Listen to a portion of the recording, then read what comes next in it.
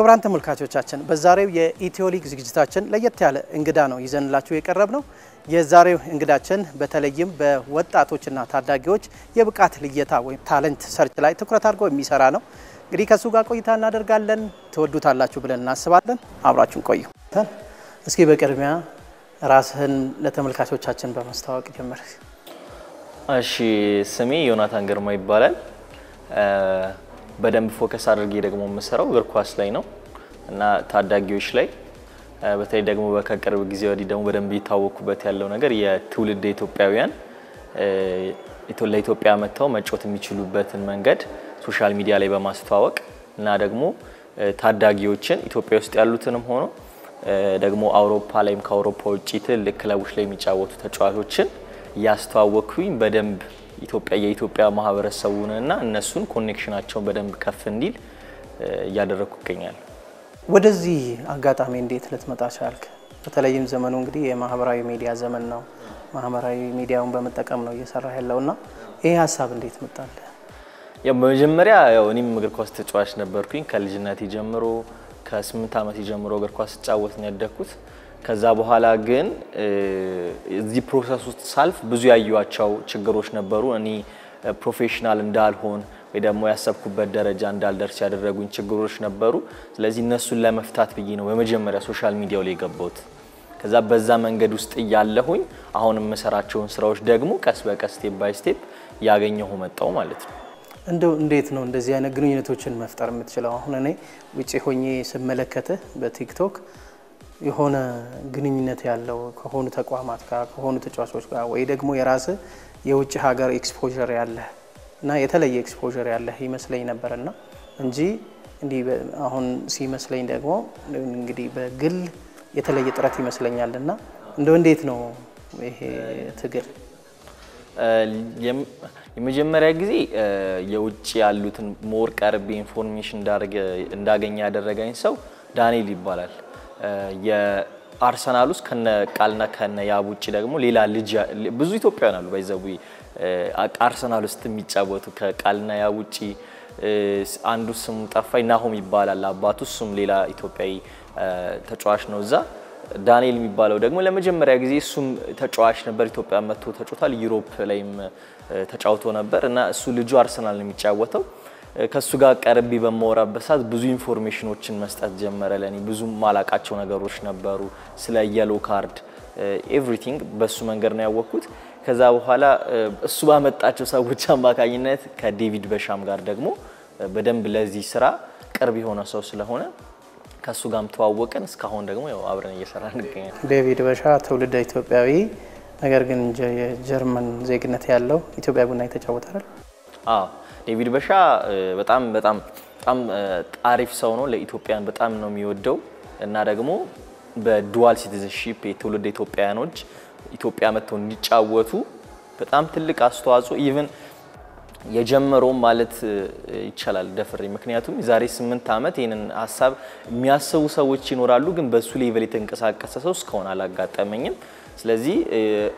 በጣም ብዙ ስቴፖች ሄዷል ብዙ ነገሮችን ለማሳካት ተጫዋቾችን እስከማግኘት ካልተሳሳትኩኝ ወደ 100 ተጫዋች የሚሆን ከ100 በላይ 100 ሲሆን ከ100 በላይ ትውልድ ኢትዮጵያውያን አውሮፓ ላይና ከአውሮፓ ውጭ የሚጫወቱ ሊስት አድርጓቸው በጣም ብዙ እኔ እንኳን አይምሮዬ ላይ ማስተዋወስ ማልችላቸው በእኔ አቅም እንኳን እስከ 17 የሚሆኑ ናቸው ትውልድ ኢትዮጵያውያን ከ17 በላይ ትውልድ ኢትዮጵያውያን ቪዲዮ ላይ አስተዋውቂያለሁ በእኔ ሶ ስለዚህ አሁን ይሄ የታለንት ሰርች ወይ ደግሞ የታዳጊዎችን አቅም ልየታና ፍለጋ ዋናው ያንተ ስራ ነው ወይስ ሌላ ተጓዳኝ ስራ አለ ዋናው ስራይ ባይሆንም ነገር ግን የኔ ሶሻል ሚዲያ ላይ ግን the main content የሚባለው ተጫዋቾችን ማውጣት ኢቭን አሁን ላይ የኔ ስም የሚለው the next 11 ነው ዋናው ስሜ ማለት ነው ቲክቶክ ላይ ስለዚህ the next 11 ማለት ቀጣዮቹን 11 ተጫዋቾች ማምጣት ነው ማመጣባቸው መንገዶች ደግሞ አውቂያለሁ ለምሳሌ ተጫዋቾችን ስካውት አድርጎ ከክልል ማንንም ከማያቸው ቦታ አምጥቶ ማሳየት ሊሆን ይችላል አካዳሚዎች ላይ እንዲገቡ ማድረግ ሊሆን ይችላል እና ደግሞ ውጭ ያሉም ደግሞ አካዳሚ ላይ አንደር 14 አንደር 15 አንደር 16 የሚጫወቱ ትልልቅ ክለብ ላይ እና አርሰናል እና ቼልሲ የተጫወቱ አለ እና ዩናይትድ የተጫወቱ አሉ ቤልጂየም ውስጥ አሁን ላይ ደግሞ ደስ የሚለው ተጫዋቾቹ እኔን ስለሚያዩኝ የራሳቸው ኮንታክት ያደርጉኛል ቀጥታ ኢንስታግራም ላይ ቤልጂየም ነው የምጫወተው አንደርሌክት አሁን በቅርብ የሚጫወት ተጫዋች አንደር 16 አይ ቲንክ ይመስለኛል እዛ ነው አንደርሌክት ነው የምጫወተው አንደርሌክት ማለት በጣም ትልቅ ክለብ ነው ሉካኩ የመሳሰሉ ትልልቅ ተጫዋቾች የተጫወቱበት ነው መጫወት ፈልጋለሁ ለኢትዮጵያ ብሏል ስለዚህ አይምሮይል አሁን ለምሳሌ እነ መልካሙ ፍሬንዶርፍ አሁን ከሱ ጋር ኤግዛክትሊ አውርቻ ቃለው ኢንስታግራም ላይም ሊቨርፑል ከነሳላ ጋር በቅርብ 2022 ተጫውቷል ከነሳላ ጋር ወጣት ነው በጣም ሌሎችም በጣም ብዙ ተጫዋቾች አሉ ለምሳሌ ደግሞ ዴቪድ ሰልከ ማለት የኢትዮጵያ ላይ የ3 ፖይንት ባለቤት ቴዲ የሱ ልጅ ነው አሁን ለምሳሌ ዴቪድ ሰልከ ከነ ኔይማር ተቃራኒ ሆኖ ተጫውቷል ማለት በጣም ኢቭን እግር ኳስ በእግር ብቻ የምትጫወተው ነገር አይደለም በጣም አብዛኛው ፐርሰንት የሚወስደው አይምሮ ነው ያ ሜንታሊቲ ያለው ዴቪድ ሰልከ በጣም ጎል የሚያስቆጥር አሁን ደግሞ ለኤችኤስቪ ሃምበርገር ማለት ነው እዛ ሁለተኛው ቡንደስሊጋ ላይ የተጫወተ አንደኛ ናቸው አሁን በመደባቸው አይ ቲንክ በአሁኑ አመት ሊያድጉ ይችላሉ ተስፋ አደርጋለሁ ብዙ ጎሎችን የሚያስቆጥር በጣም ትልቅ ፓሽን ያለው ለኢትዮጵያ ደግሞ መጫወት የሚችል ፍላጎቱም ያለው ለኢትዮጵያ ምክንያቱም አባቱ ኢትዮጵያ መጥቶ ኢንቨስት ያደረገ እንደ ዴቪድ ሰልከ የመሳሰሉ ተጫዋቾችን ለማውጣት 3 ፖይንት የሚባል አካዳሚ ደግሞ ከፍቶ እየሰራ ይገኛል አብዛኞቹ ለኢትዮጵያ መጫወት ይፈልጋሉ ግን እንዴት መጫወት እንዳለባቸው አያውቁም ስለዚህ ያ ነገር ላይ አሁን ላይ በደንብ አፍኩሬ እየሰራ ነው ያንተን ቲክቶክ ያያየው ያ ባለሙያዎች አሉ ብለህኛል ካዩዋቸው መካከል ይመስለኛል በስም ንጉስ በቅርቡም ደግሞ የኢትዮጵያ ናሽናል ቲም ፊትነስ ስልጠናዎችን ለመስጠት እንትን የበቁ ይመስለኛልና እስኪ ስለነሱ መታነሳለኝ ነበር አሁን ላይ የኢትዮጵያ ብሔራዊ ቡድን ቴክኒካልና አታኪንግ ኮች ንጉስ መታቀው ከሆነ አሜሪካ ነው የጎልደን ቡት አካዳሚ መስራችም ነው እነ ማንጋላ አሁን ኤቨርተን የሚጫወት እነ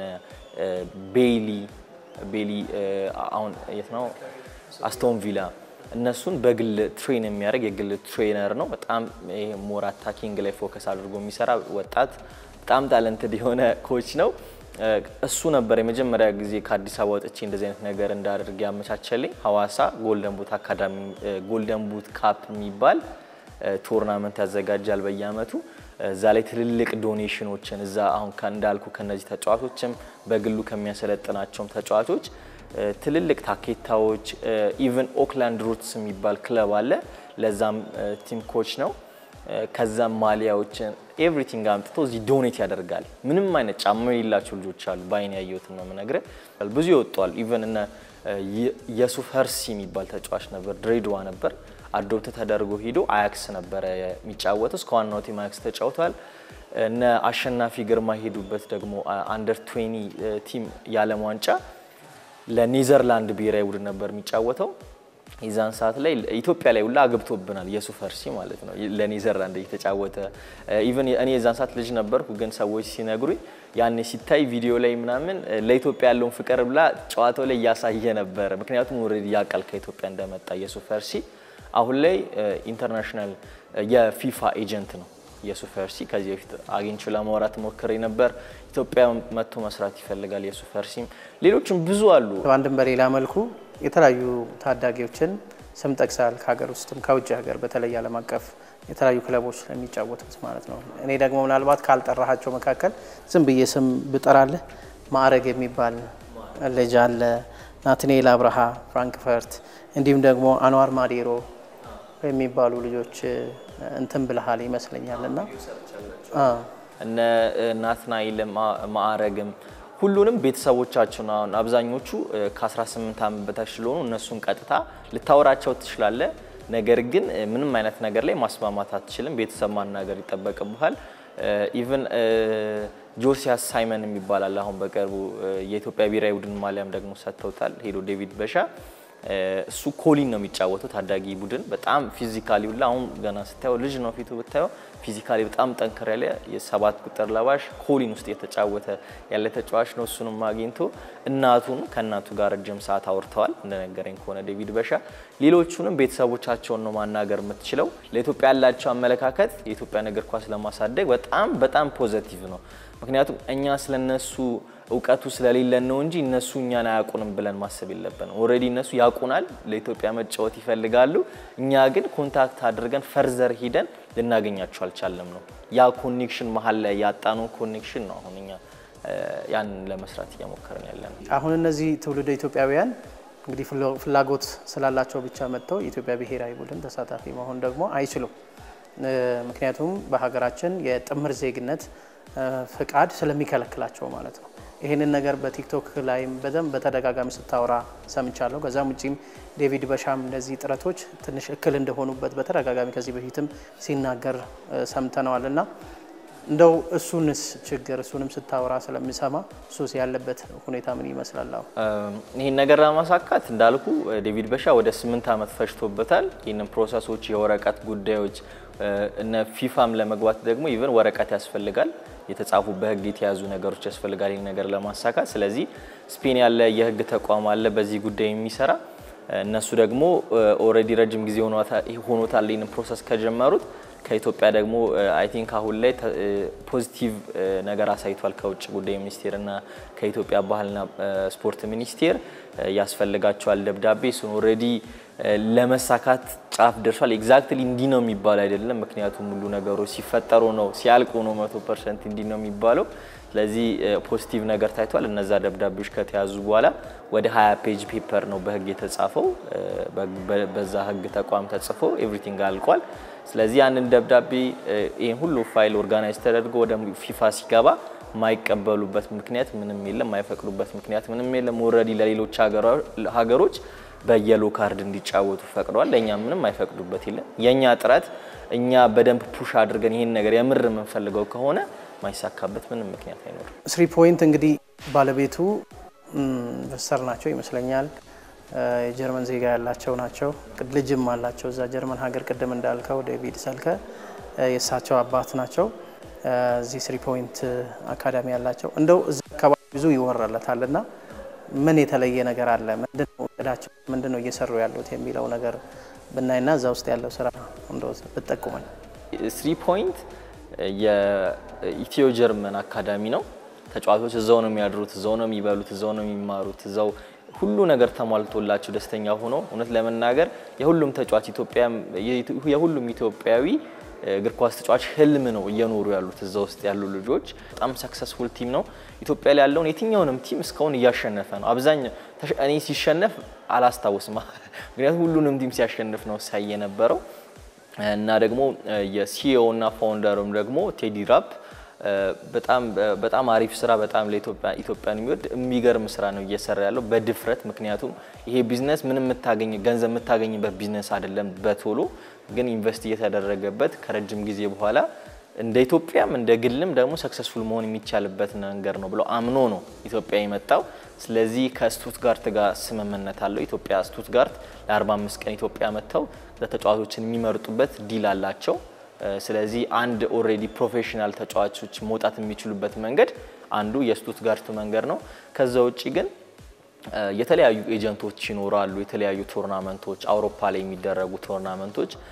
በቅርቡ ስፔን ይሄዳል 3 ፖይንት ስፔን ቶርናመንት አለ ተጫዋቾችን 15 ተጫዋቾችን ሙሉ ስፖንሰር አድርጎ ነው የሚወስደው የ3 ፖይንት ስለዚህ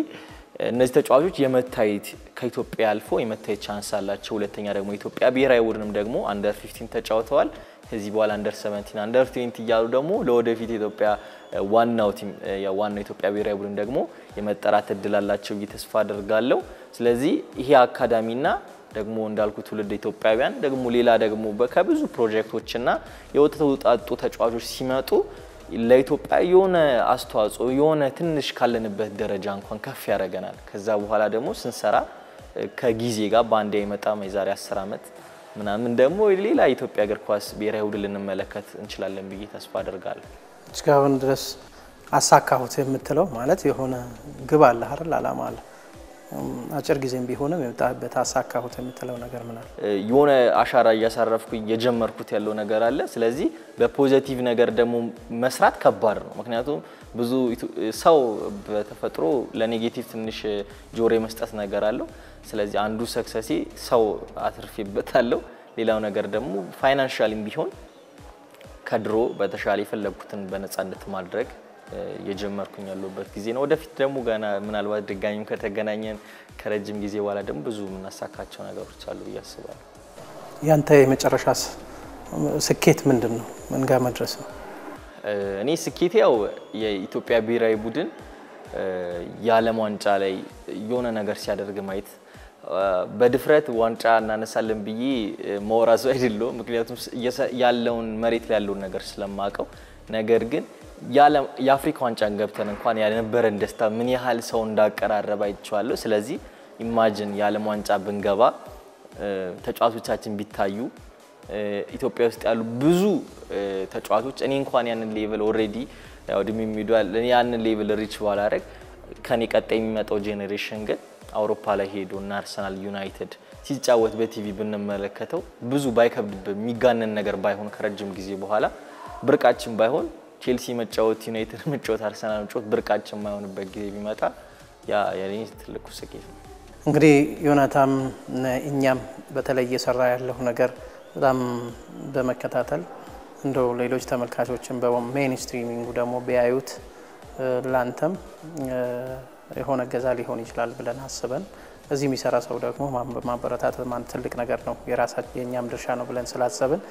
ዛሬ እንግዲህ ጠርተንህ እንግዳችን ስለሆንክ ከልብ አድርገን እናመሰግናለን። እኔም በጣም አመሰግናለሁ።